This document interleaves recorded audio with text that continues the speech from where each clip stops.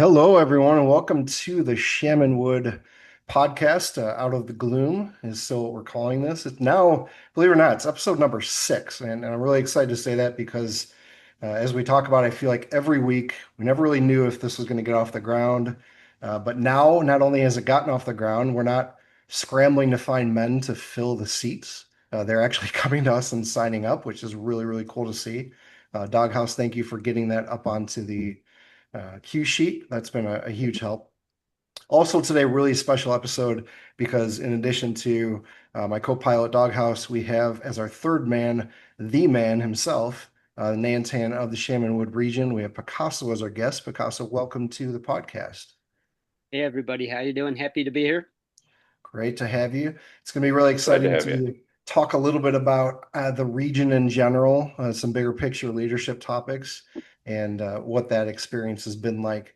Before we get too far into it, of course, I always want to give the disclaimer that while we talk a lot about F3 and you can learn a ton more about the organization at f3nation.com, this isn't strictly speaking an authorized or affiliated podcast. This is just something we put together to reach out to the men in our own region, and as a result, we've actually reached a lot of the men on the playing field and other regions around our area as well. So as we get into this, we'll be talking a lot about fitness, a lot about fellowship, a lot about faith, something bigger than ourselves. And that's really what F3 does stand for. So as we start to move in that direction, I'll give it to Doghouse. If you'd quickly just go through the F3 core values, the mission, and the credo, Doghouse. Gladly. So, one, we are open to all men. Two, we are free of charge. Three, we are held outside, rain, shine, heat, or cold. Four, we are led in a pure rotating fashion. And five, all workouts end in a circle of trust. Right. Those, of course, are our five core values. Our mission statement is to plant, grow, and serve small workout groups for men for the invigoration of male community leadership. And finally, our credo is to leave no man behind, but leave no man where you find him. Excellent. Nailed it. Thank you. Nailed it. Thank you. Absolutely. Yeah. I'm getting good after 6 tries. You are a professional doghouse. The sixth time is the key. We always start the show with a focus on first F, on fitness, on what it is that we do in the gloom. The reason that we've all become so close is those early morning workouts. So we'll go around a little quick roundtable about the workout in the last week or so that really stood out to us. I'll go first. I'll get mine out of the way. This is really easy. I planned on talking about the Saturday ruck at the Wood, just because I actually had a moment where we were doing these champagne run, like run up to the front, do 5 Merkins or squats, and then catch up to the group, and actually started getting a little woozy. I was getting lightheaded and I started like drifting off course. And in that moment, I was like, oh man, I can't imagine if I was out here by myself, like how dangerous this would be to not be feeling my best and be 2 miles from wherever I need to be. But Norm stopped and walked back with me. Like we took our time and we met up with the group a little bit later. But I appreciated him and the fellowship and the group just being able to pick me up when I was not feeling my best. So that's why what I was going to focus on. But actually, then today in Run Club, I know we're all doing this Sandlot Summer Running Challenge across the nation. And I originally targeted the 100 miles in 100 days mark. I just wanted to be consistent. I wanted to hit a mile a day, just wanted to keep running, give myself some reason to keep getting out there. And then today I looked at my numbers and I'm like, oh, I just passed 100 miles. And it's only like day 36. So I'm like, awesome. Now I can Nice job. put that goal behind me and start looking at something bigger. But the highlight of the day for me was when we were getting started. We were just getting out for a run, and Miata goes, "Yeah, you guys are nuts. You're running before the run." We did an EC3 run, and he showed up and he's like, "You guys are nuts." And I remember being that guy who was Yeah. like, "Man, these people are nuts. Why are you running before we go for a run?" And now I'm completely on the other side of that picture, and it feels so awesome not only to be there, but to know that I think someday Miata is going to be there. I think he's going to be Sure. that guy who's like, I remember thinking that was crazy, and now I'm just out there doing it. So Yeah. that was my workout of the week. A little long-winded, but definitely two things that stood out for me in the last week. Doghouse, why don't you go next, and we'll wrap up with Picasso and the workout of the week. Yeah, so for the record, I still think you're crazy. So maybe one day I'll be on the other side, but probably not. Mm. I'm definitely, That's the three, probably the least lowest fan of running. So, but anyway, moving right along. So my workout of the week was last week, Friday at the Grove was the Dragon Clan Black Diamond that was led by Sparkler. This was an important one for me because I had a rough time. The Dragon Clan, for those that don't know, is basically a week of black diamonds. Some of them are prescribed, scheduled black diamonds. Some of them are just an extra 15 minutes at the beginning of a regular beatdown. I hadn't done them yet. Oh, and of course the big boy coupon, so a little bit of added weight as well. So I had not done one. I hadn't done a single Dragon Clan workout yet, and Monday, Tuesday went okay, definitely challenging, but able to get through. Wednesday, I hit a wall. I don't know. I must have been dehydrated. I'm not sure what the case was, but Is that the one we Picasso had learned us. at the Wood? Yeah, Yeah. Oh, that was and tough.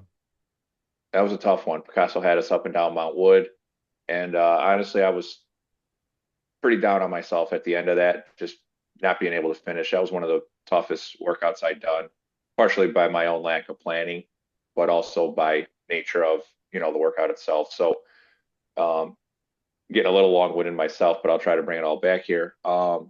Friday was a back on the horse type of workout for me. What I really liked about Sparkler is like an evil genius of working out. Like he plays a lot of the mind games of, um, he might tell you you're going to do 1,000 sit-ups, and then you just stop at 400. One kind of small example of that is we're warming up and we're doing Grady forms, and we get to 30. Everybody's like, okay, we're probably going to 50. We get to 50. Keep going. We get to 100. Right before we get to 100, Doozy says, you better stop at 100. Yeah, that And out of killed it right principle, there. I told that story just for Picasso, and go ahead, hit the punchline on him. Yeah, well, right. As soon as Doozy said, "You better stop at 100," you knew it. I knew it instantly, knowing Sparkler Hmm. quite well. There's no way he's stopping at 100. So it sealed our fate. So how many Grady corns did you end up doing? 103. It was only three more, but it was the principle, right? And I think that's just encapsulation of a Sparkler workout. But what else I liked about it was anytime the workout is wrapped into the COT or the message, those are the best workouts in my opinion. So Hmm. the theme of this particular workout was guardianship and guardianship of your brothers. And we did a group-based workout where we were groups of four, and without knowing, we raised our hand. Okay, I'm PAX 1, I'm PAX 2, and then he said, okay, PAX 1, you're doing 100 Merkins. PAX 2, you're doing 100 burpees. And then we had squats and coupon swings for the final third and fourth.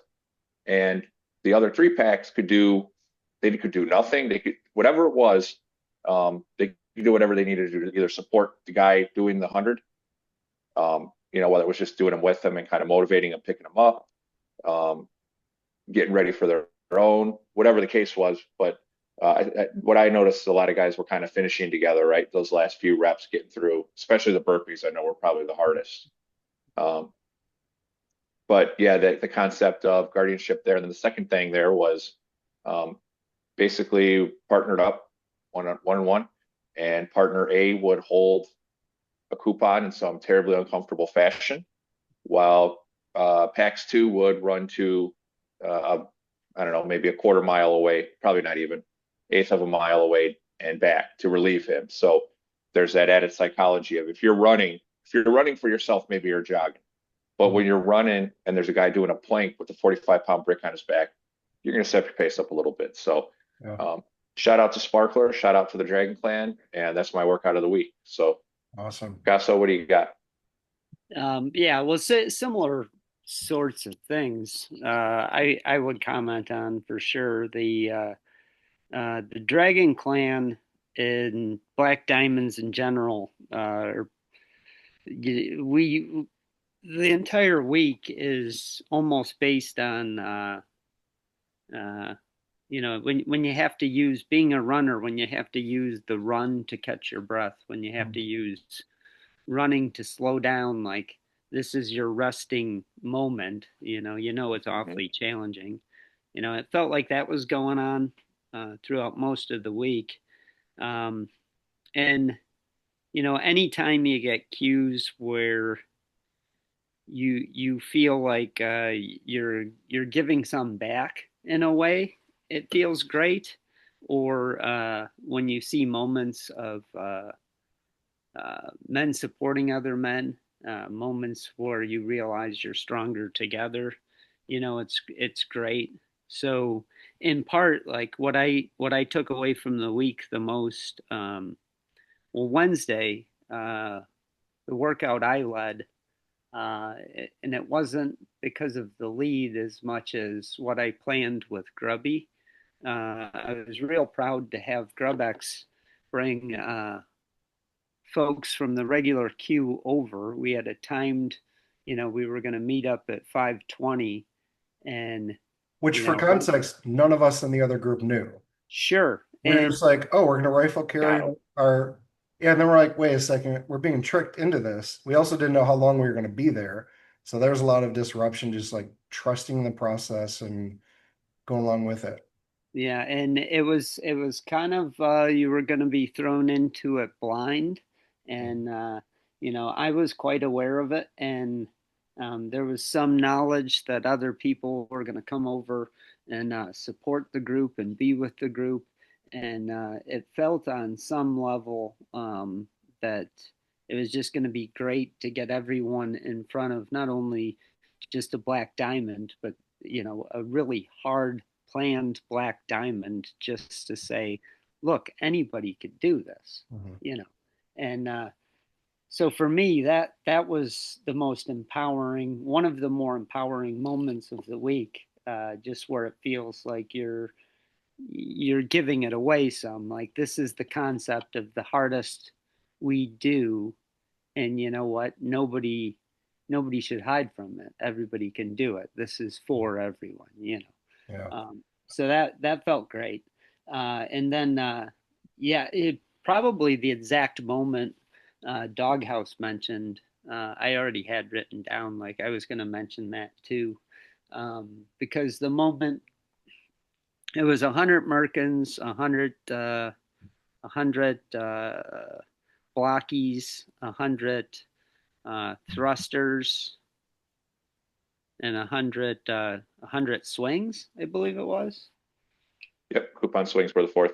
Yeah, and it really the disruption of Doghouse is on his own. All he has to do is 100 swings while we rest and catch our breath. You realized I could hide and just let him sort of do this alone, or I could support him and be there for him. And just that uh, sort of freedom of choice. Like, what kind of leader do you want to be? Like, really left impact in my mind. Like, I could be the type to support Doghouse and do this along with him and, physically support him. I could support him just with my own mumble chatter and just chatter in general and be the positive voice in his head, like helping him get through it. Or I could do both. I could lead them physically and verbally, and that was powerful. The whole idea of choice, because it's something we make every night when we HC, So those themes are really impactful, and I like workouts that deal with those themes for sure, where it's supporting getting someone's back, or just doing what we do naturally by mission, just giving it away. I was curious if the Dragon Clan week was planned out. Like, did each of the packs who led each of the queues of the day, did they know what the other queues were doing on other days, like to create some balance during the week? Or was it really, It's up to you to take whatever you want to do and run with it that day, irregardless of what everyone else is doing on their days. So we're given a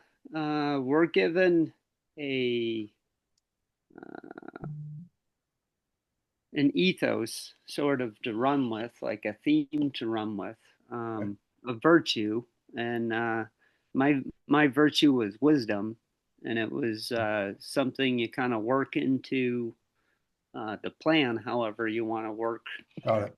that virtue into, but it's something you talk about in the COT.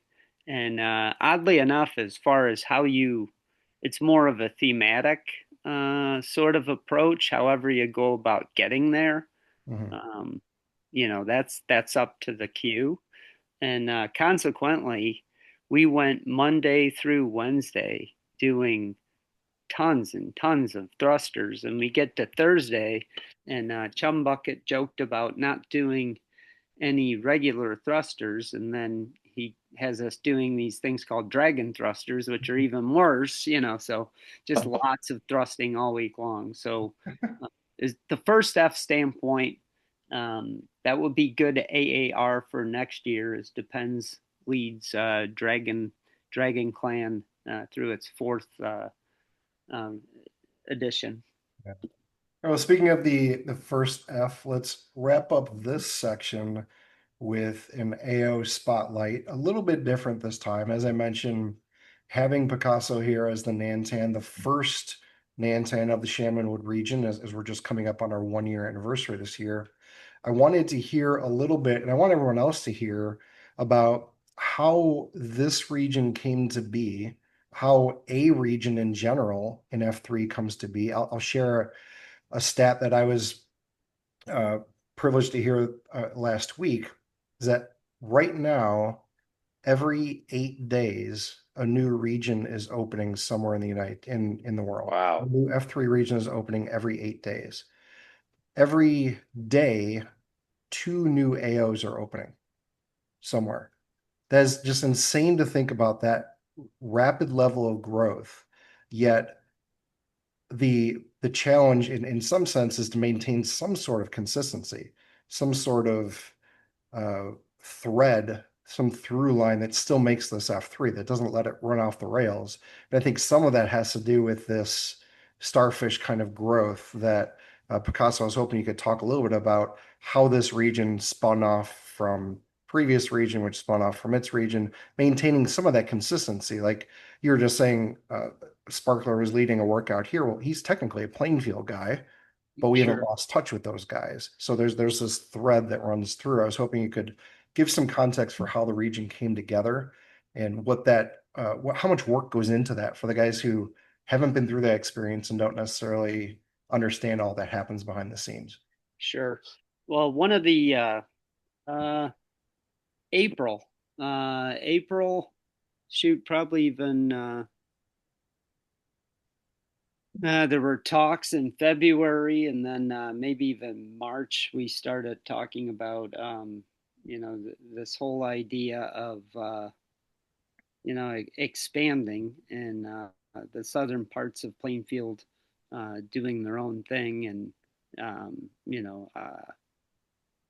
why we should do our own thing, and the benefit of it, and if it would benefit, um, you know, existing men and existing friends, and if it would benefit uh, new men, new friends, and beyond all of that, most importantly, if it's going to carry the mission, because outside of that, if it's if it's just about friends, it's also about factions, and then it's not uh, it's not going to last. It's not going to stand the test of time. So just making sure is we expand and grow. This is mission based. It's going to help get more men out in the gloom and help more men find us and help to continue to give the gift away, and there were so many different components that came into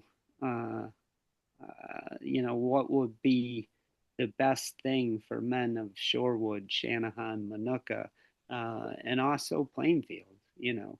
Um, so there was a lot of back and forth starting in March. You know, if we didn't want it to be like this bad breakup, so to speak. Um, and we also at the same time didn't want to feel um, like we're doing the work of Plainfield either. We wanted, if we were going to do this, we wanted to do it on our own terms to hold up the voices of, our local men too, Mhm. But yeah, one of the first things probably from March to April we started looking at was expansion models and regions that we looked at considerably were in Texas, St. Louis, and more locally, Naperville. Um, you know, uh, Katie has this thing going on that's so ridiculously interesting where each AO is kind of its own region and Huh. managed almost independently, and that tends to work for them. Honestly, we have that going on anyways. I think each AO sort of has its own culture within itself, from the Ocho to the island to the world's greatest to, you know, Mhm. the wood in general when it's not the Ocho, there's just so many different Mhm. things going on. But, you know, uh, that was interesting. The KD model, like each It's AO, Katy, Texas, right? yeah, KD Yeah. Texas, each AO sort of being its own micromanaged region, self governing region, so to speak, and in ways that's similar to St. Louis, where there's this massive operating hub, and each sort of there's like sub regions that have starfished off from that. That's a model they had going on in Naperville for a while, where they had like I believe it was east, west, and central, and central kind of governed like all aspects of other regions, and that was something we were considering probably the most, and then it kind of we just started talking like, well, aren't we already doing that anyways, just without titles? Like people just keep going back and, hey, can we do this? Can we do that? And instead of just doing it ourselves, and well, and then it became, the last option, like we just a clean split and break and just start our own thing, and as we go about doing it, um, we're not reinventing anything. We've we've come from brothers that have taught us the ways of F3. So we are doing our own thing, I feel, but at the same time, I think we're honoring the work that was started. Well, probably that has started really in North Carolina, but certainly the work that has been sort of handed down and passed down to us, certainly through our parents, the Plainfield region. Yeah, I'd love to hear a little bit from Doghouse as well, because you've been involved from the beginning also. I've somewhat seen it from the outside in, from the PAX level. I'll be honest, in the beginning, when I first heard about the plans to expand, I was a little bit resistant because I didn't want to lose relationships with some of the guys I was closest to in F3 were Plainfield guys who still are Plainfield guys. And I felt like, although I only live a mile from the wood, I would post more at the Coliseum than anywhere else. That's just how it happened to be. I'd post a lot there and didn't want to change what I was doing But looking back on it now, almost a year ago, there's no way I would have gotten as close as I am with Doghouse, as close as I am with the guys at Three Rivers.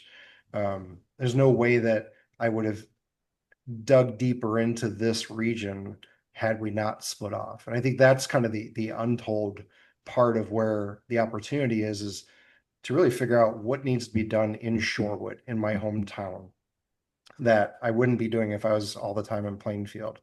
That what needs to be done in Manuka, where my wife teaches, where my daughter is going to be going to school, like what can be done in our communities that we're able to do now because we're not part of Plainfield. We have our own region. We have our own responsibility to look for third F opportunities, to look for ways to give back, ways to support what we care about.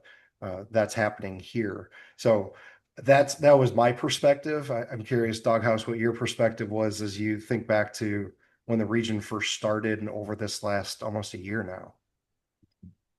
Yeah, so I mean, relative to the other members of LT, I think I was one of the later ones to join on. I think a lot of the wheels of I think a lot of the wheels of had already been in motion by the time I was tapped. Um, and I was still relatively new to F3 in general. I think I was maybe 6 to 8 months in at this time a year ago. So from my perspective, yeah, there was obviously a lot of the concerns like you raised, right?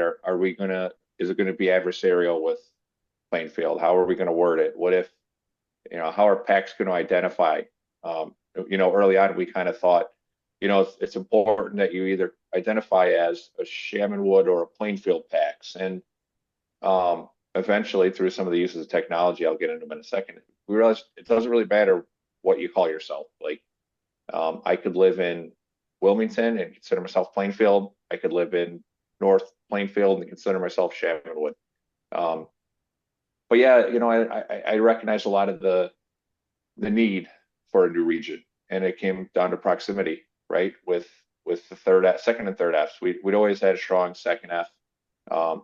I think we could still grow a little bit in third F opportunities. I know we're working to find some regular opportunities. They come here and there, but I think it was Squidward that kind of gave me that kind of light bulb moment of, and it's nothing against F3 Plainfield, but we're doing parades down here in Shanahan and Shorewood. We have an F3 Plainfield banner, and you don't want to get too hung up on the particulars of the name or whatever, or the region, and at the end of the day, F3 is F3 is F3. I always try to say that. But yeah, we wanted to be a little more proximate, so I understood the need. One of the biggest growing pains I remember early on was, how are we going to deal with Slack? How are we going to deal with the post counts? Post counts. How are we going to do the backblast? There's still some challenges. I think we've done the best we can with what we had. Shout out to GrubX. He was huge in getting us set up with the databases needed to produce the PAX counts. I think we're doing pretty well now. There's still a few things I know I've got on my bucket list to clean up to make it work a little bit better, combining names, filtering per region and stuff like that. But I think, all things considered, there's not really a playbook for it, right? It's kind of one of those things you're learning on the job. I think we did a great job coming together and working with what we had. So shout out to Picasso and the rest of SLT in that regard. Yeah. Yeah, I'd love to hear that backstory because, like I said, I've been in F3. This month will be my 2-year anniversary. And if you haven't gone through that, you just have no idea how much goes into it. Like I joined F3 Plainfield. That's where my anniversary date will always live, but my first post was at the Wood. So technically it was in Chaminwood. But that kind of story, I think, it gets people to realize how well structured and how formal in a good way F3 actually is. We talk about this free men's workout group, and guys are like, oh, so you just work out in a parking lot. That's cool. But so much more. It's so much work goes into making that simple thing possible for so many men. So it's great to hear you articulate that. I appreciate it. Yep. Well, and also moving from the models and the different types of models is as soon as we got into our own, um, the expansion team really became SLT one, and the results of the expansion, the impact, we instantly tried to root deeper and deeper and build those relationships in Shorewood, Shanahan, Manuka. But as we did so, we continually did, almost what a tree would do, or our reach, and what we were also trying to do was go further south, and I think, as the model kind of continues, we're we're pushing pretty hard towards Wilmington. We're starting to look in directions of Morris, so we're doing things. We're finally, I think I'm starting to see things that I don't think would have been happening at all with just kind of staying plain field. We're digging deeper and we're having more impact regionally, but we're stretching further south in ways I don't think would have been happening. So it's a blessing to share the mission here more impactfully, and other places too more impactfully. All right. Well, I want to move forward in the agenda to the second F portion of the show. This is the PEX Spotlight, the Q&A. This is where we really get a chance to get to know the third man, in this case, Picasso. So we've got a series of questions. Some are a little bit simpler, a little bit easier to answer quickly, and then some we really want to hear deeper answers on. So Doghouse, if you'd take the first couple, they're listed in red, and I'll take the back half. We'll give Picasso the floor for the next section here. You got it. So let's start right at the top. How did you get your F3 name? I'm sorry, how did you find F3?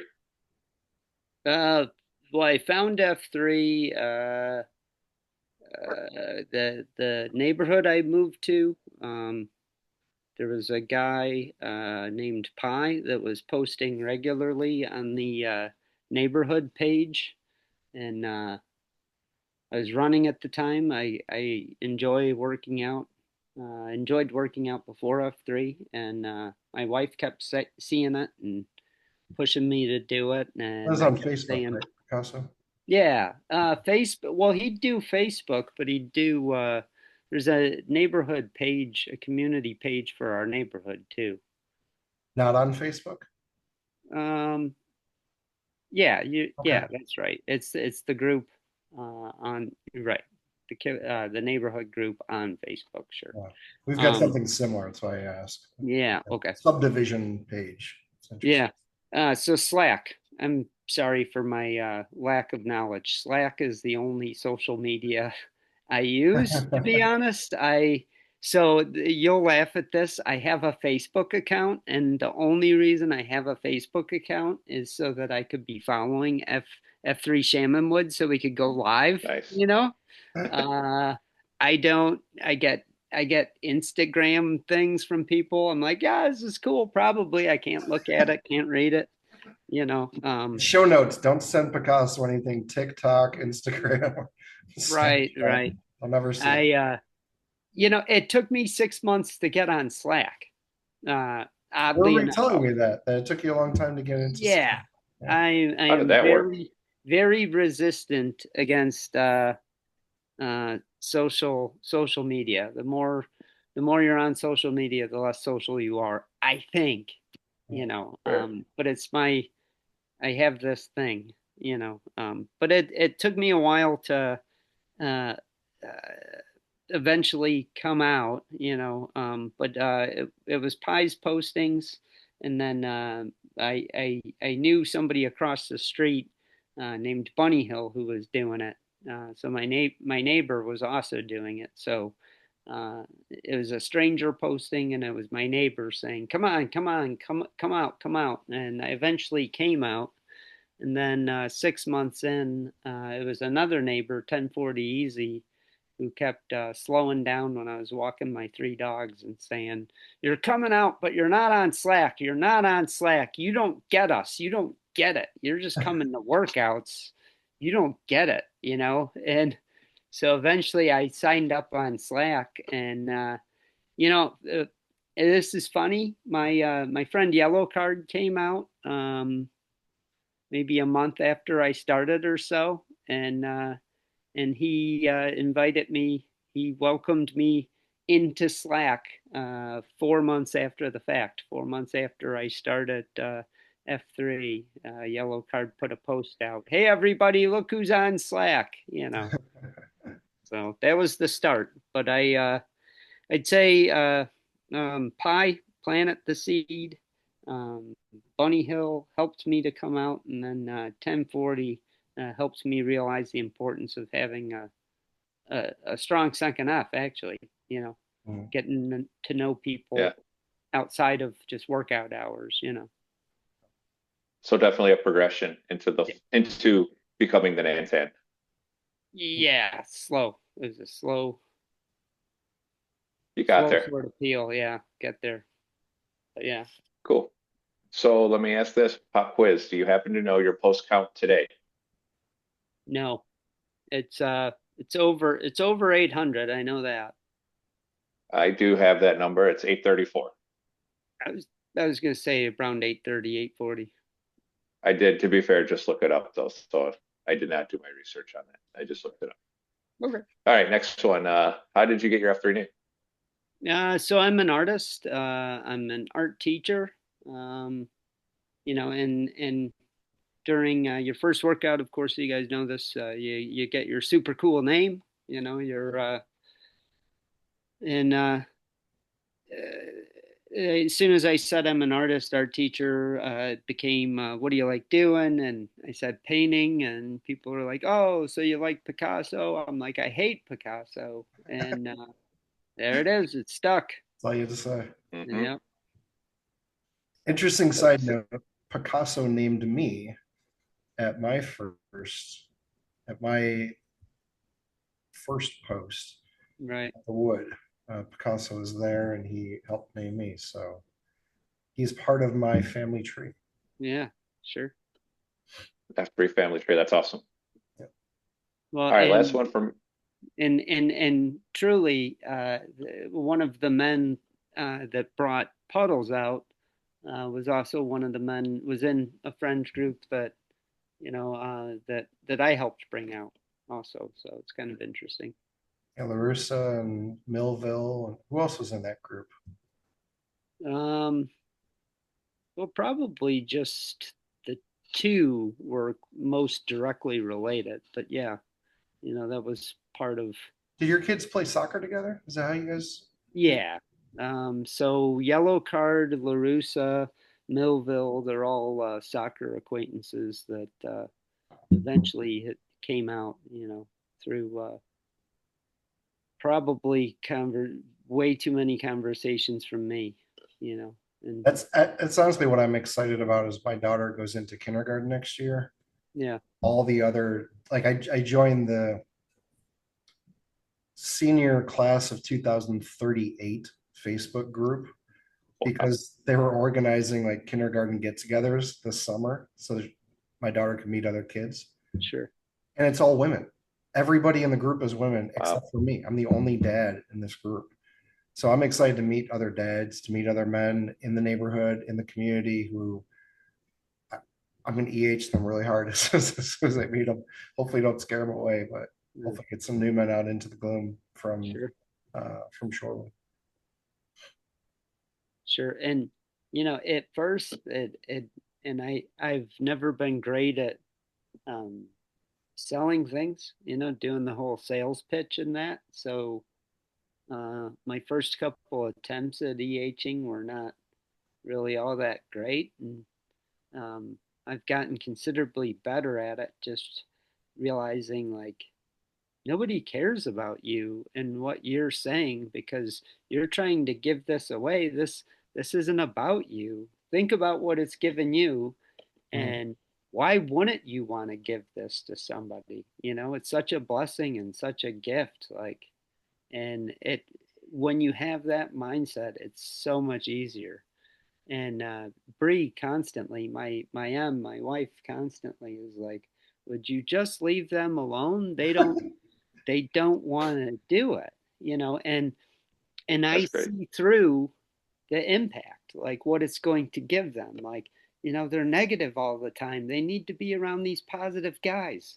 Their cardio sucks. They need to be around somebody running. They make excuses for themselves all the time. They need to learn how to be more resilient.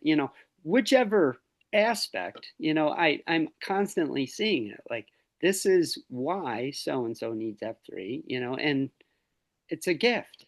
And you gotta it's so natural to want to give it away. People in that same vein, like I've been running with you. I've heard you yell at people as they're running by Freeman's workout group. Like they're just out for a walk in the neighborhood and 5:30 in the morning. It's hard. People aren't used to receiving gifts. They Right. don't know how to accept whether it's a compliment or something free. They always think like, well, where's the string that's attached to this? Sure. Mhm. You're Like, so what's used to behind it. this ask? What are you selling me? What are you really Yeah. trying to do? People are so skeptical that that EHing aspect is definitely hard. Even day one when they first come out, like everything's great, and then you get to the end, step into the center of the circle, like, oh, here it comes. Here it is. Here it Yeah, is. sure. I knew this was coming. Exactly. Right. No, we're just gonna give you a name. It's funny because that's a hook for a lot of the scammers, right? It's like not scammers, but salesmen. It's like, hey, do you want free money? Well, who the hell's going to say no to that? Right, And then sure. you hear their real pitch, and it's like, oh, okay, here it is. Yeah. Cool. So I got one more for you, Picasso. If you'd indulge me, please. What's your typical posting cadence? So I'm kind of a 6 to 7 pack guy. It's very rare that I don't do uh 5 posts a week. Like I might miss a day midweek, but I'm usually making it up on Saturday. It's also pretty common for me to run before or run after. I usually post and run on pretty regular basis. But as far as working out goes, to reduce injury, I don't typically do. I used to do nothing but boot camps, and I'm starting to realize I should stretch a lot more, um, and I'm getting better at that. But I'm also getting better at finding balance where I'll mix it up with running, just intentionally just running, staying away from the coupon from time to time, to reduce injury. But Mhm. Yeah, it was actually my first question on the list. You kind of touched on what your favorite type of workout is. You're pretty balanced in boot camps and coupon work, and then also running. But in terms of like your favorite AO, whether it's one of the Chaminwood ones or one that's in Plainfield that we kind of broke off from, or one that you've traveled to that's been downrange, does anything pop to mind like, man, I really love that AO? That's one that I would go back to any day. I'm really struggling to say something different than DeGriz because I've seen your other podcasts. I'm so sorry. But yeah, DeGriz is incredible. Um, the hill in the wood, the hill we have, I think is probably the best hill I've ever worked out on personally. So I like the wood. It's my home AO. I would say the wood is probably my favorite in general. Um, but I think, well, I enjoy plan. I'm a teacher. I enjoy planning. I enjoy creating. Um, every AO I plan to queue for, I'm thinking about terrain. I'm thinking about what does it have to offer, and there really you can't. There isn't terrain around that has more to offer than DeGriz in Lockport, an F3 Plainfield AO. But it's kind of it's an AO lots of people work out at. There's Southside men coming into it, Plainfield men. Um, I, uh, I, reg- I feel, I feel I've been hanging out in the Chaminwood area as much as I can for, for obvious reasons, just leadership reasons, I think. But I miss DeGriz, and it's one of the AOs I'm going to be frequenting more in the future coming up for sure. Well, that leads me into the next question. I know that the Nantan cycle is intentionally pretty short by relation. I mean, it's a year. It's not like it's a 4 year term. It's not a even a 2 year term. But I'm curious as you look at next month, technically being our anniversary, and we'll celebrate a little bit later in the fall. But if you could look back on the past year, what stands out to you as one or two of the things that you're most proud of or really appreciated about the experience of growing this region, particularly sitting in the Nantan seat, whether you really think of that consciously or just maybe forget time to time that that's this very important hat that you wear in the region. I'm curious to hear about your perspective, what stands out, what you're most proud of over the last year as this region really was born and started to grow.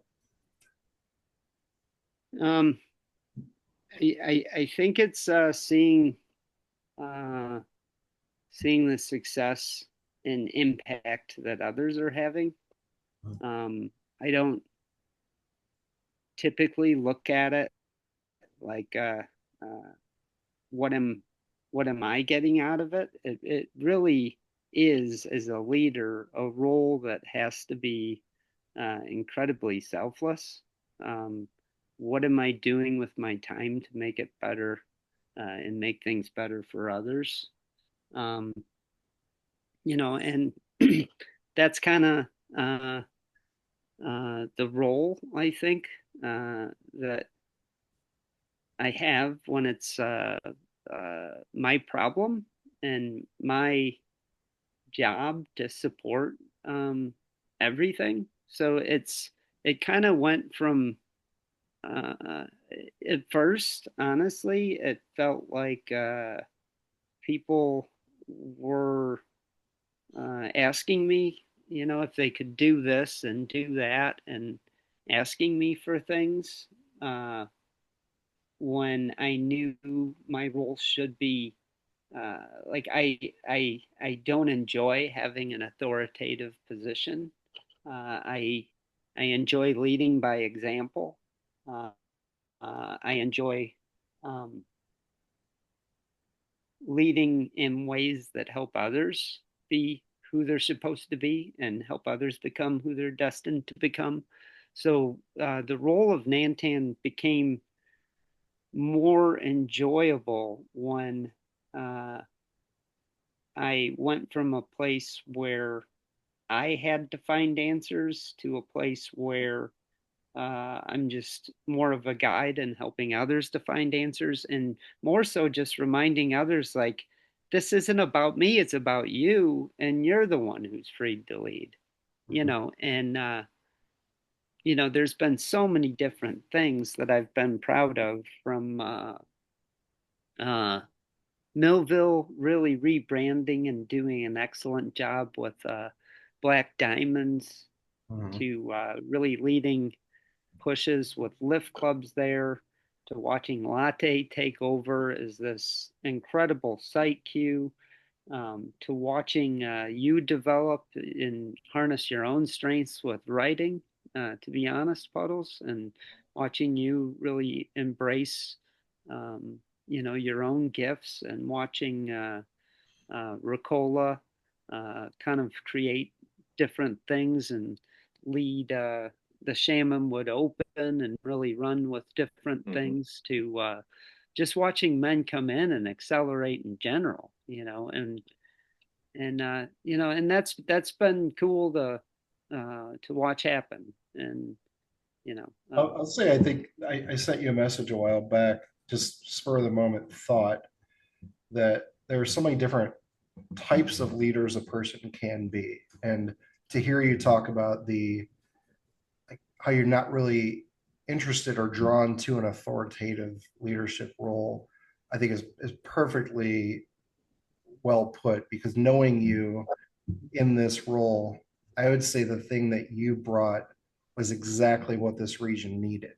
And it was leadership from a position of truly loving the men and loving F3 and wanting to give it life as opposed to giving it limits, giving it limitations and structure. And like you said, not being the person who has to say yes or no to whether things should get done, but because you give so much of yourself, letting the other men feel like I like this podcast is a great example. Like Doghouse and I were kind of like, yeah, we've got this idea. I didn't really know what to do with it. I was kind of like, can we do this? Are we allowed to do this? And then just feeling that enabling ability to just run with it has been so nice.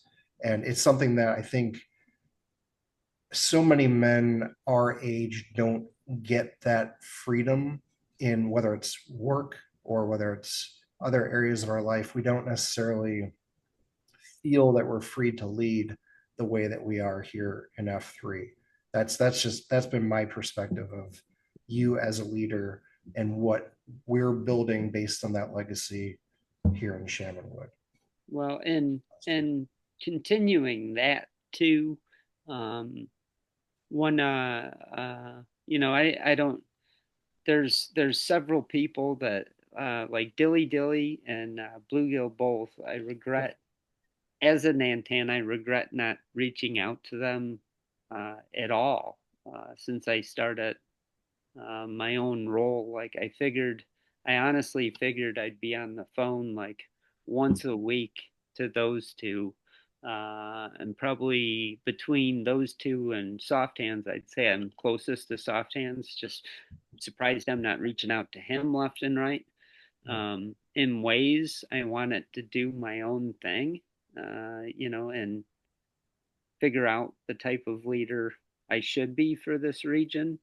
Uh, but also in ways I knew, like Bluegill especially, like he's already given me everything I needed to hear, I think, as a person and as a leader.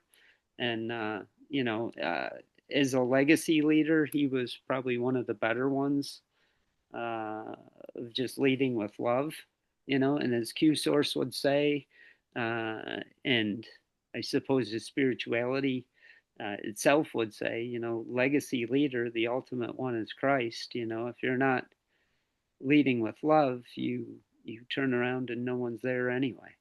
Mm. You know.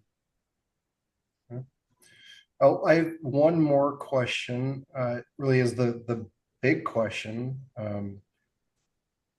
How has F3 impacted your life in general or in specific terms? However you prefer to answer that.